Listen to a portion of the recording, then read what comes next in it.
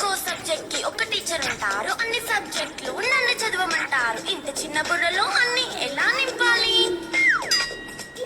Class work, homework, fail notes అంటారు. Subject కి 3 books పెట్టి బ్యాగ్ నింపుతారు. ఇన్ఫాక్ట్ నా బరువు కన్నా నా బ్యాగ్ బరువే ఎక్కువ.